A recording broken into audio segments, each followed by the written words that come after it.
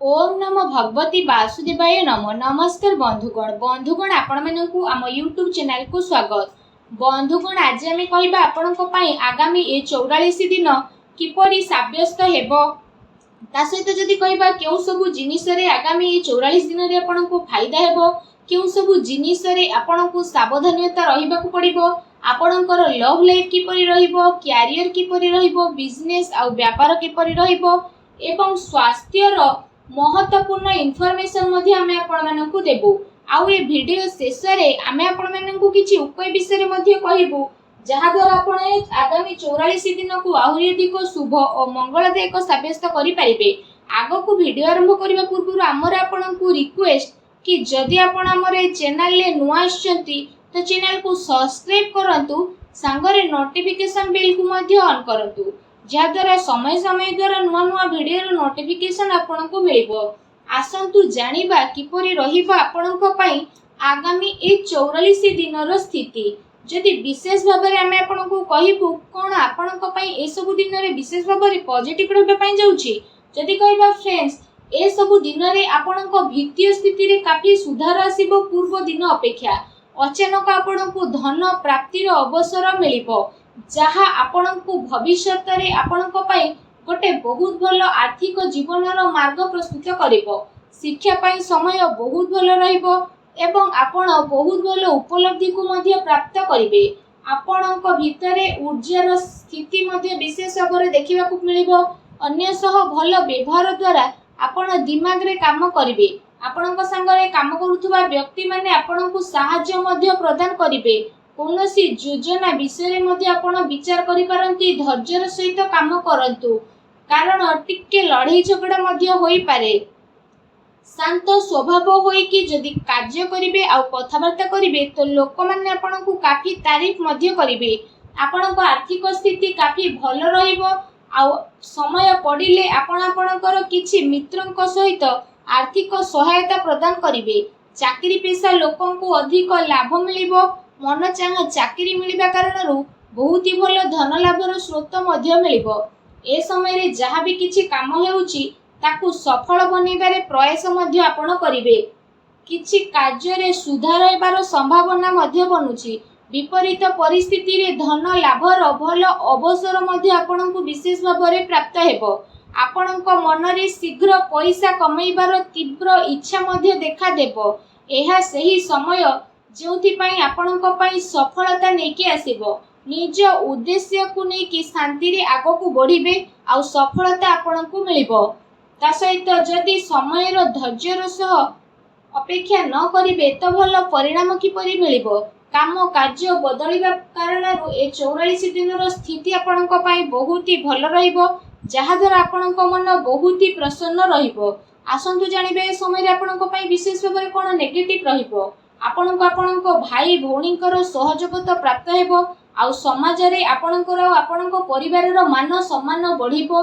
परिवार रो जरूरत को ध्यान रे रखी कि कार्य आपणकु करिबा को पड़िबो जहा केते थर आपणक नियंत्रण रे बाहर रहिबो आ एथि पई आपणकु प्रॉब्लम आसी पारे। एहा सहित कोनोसी खास सौदा बा बड़ फैसला थारु बंचे कि रुहंतु कारण जदि किछि फैसला न नेउछंती तो परे असुविधा आसी पारे। केउठे ना केउठे जदि कहिबा परिस्थिति रे रोकावट आसी पारे।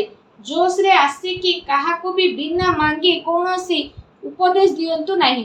कठिन परिस्थिति द्वारा सब कार्य आपणकर पूर्ण हेबो किंतु अनावश्यक खर्च हेबा कारणरो आर्थिक स्थिति प्रतिकूल होई थाए। लेन देन रे सावधानता रखंतु। पारिवारिक माहौल मध्ये बहुत ही भलो रहिबो किंतु फ्रेंड्स को सह टिके मनांतर मतांतर होई पारे। संवेदनशील मामला रे सावधान रे चलिबार आवश्यकता रहिछि। संसाधन रे खर्च हेबा द्वारा मानसिक अशांति तथा चिंतापूर्ण स्थिति मध्ये आसी पारे। आत्मविश्वास अभाव रे करा जाइतिबा कार्य रे रोकावट तथा बाधा मध्ये आसी पारे। व्यवसायिक दृष्टि समय आपणक पई सामान्य मध्ये रहिबो। निजर कार्य योजना को विस्तार देबा आपणक प्रॉब्लम रो कारण मध्ये होई पारे। चिंता एवं मतभेद आपणकु चिड़चिड़ा मध्ये बनाई पारे। आपण आपणकर परिचितंक ऊपर निजर फैसला थुकिबा पई चेष्टा करिवे। एहा द्वारा आपणकु ही नुकसान मिलिबो। सुना जाइतिबा कथा रे आखि बंद करी विश्वास करंतु नाही। सच्चाई को प्रथमे जानिबा पई चेष्टा करंतु, बाणी रे नियंत्रण रखंतु, अन्यथा कଳି झगड़ा हेबार संभावना रहिछि, सावधान रहंतु। आसंतु जानिबा ए समय आपणकर लव लाइफ किपरि रहिबो। कौनसी प्रकार यात्रा बा शॉपिंग आदि को नहीं कथा होई पारे।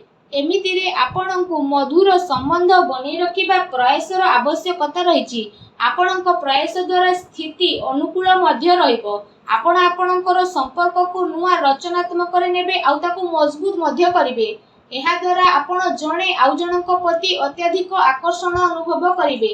किंतु ध्यान रखंतु, मर्यादित आचरण करिबा ही सर्वथा उचित रहिबो।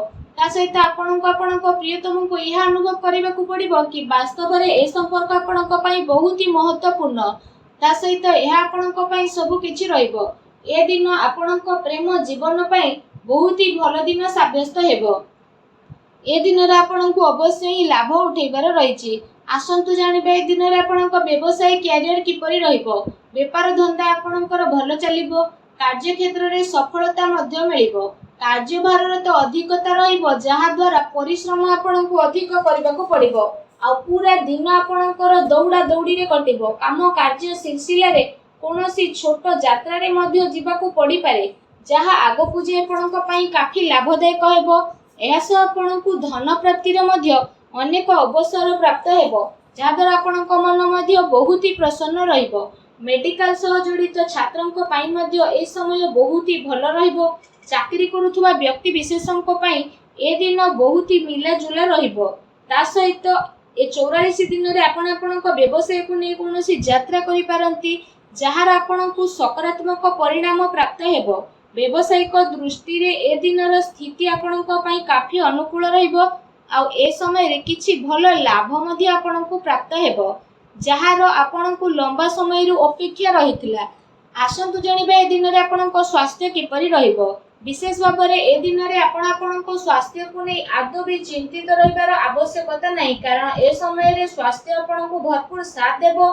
स्वास्थ्य द्वारा आपण खुशी अनुभव मध्य करिवे।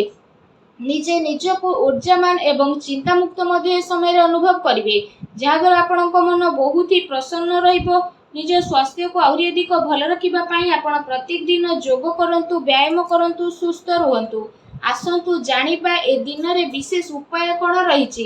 ए दिन मानकरे आपण विशेष भाव में स्नान करि सारिबा परे भगवान बजरंगबलींकर मंदिर जांतु। आ भगवान बजरंगबली को आपण विशेष भाव में गुलाब फूलर माला अर्पण करंतु। एहा सहित निजर मनोकामना मागंतु। एपरि करिबा मात्रे ही भगवान बजरंगबली बहुत शीघ्र प्रसन्न हेबे एवं आपण समस्त कष्ट को मध्य दूर करिवे। जहाँ भी आपणको जीवन रे प्रॉब्लम चली सब प्रॉब्लम को दूर मध्य करिवे। ता सहित आपण प्रत्येक दिन हनुमान चालीसा मध्य पाठ करंतु। आउ सूर्य को जलार्घ्य अर्पण करंतु। वीडियो टी केमती लागला कमेंट करके जणांतु। चैनल नुआ आसले चैनल को सब्सक्राइब मध्य करंतु। धन्यवाद।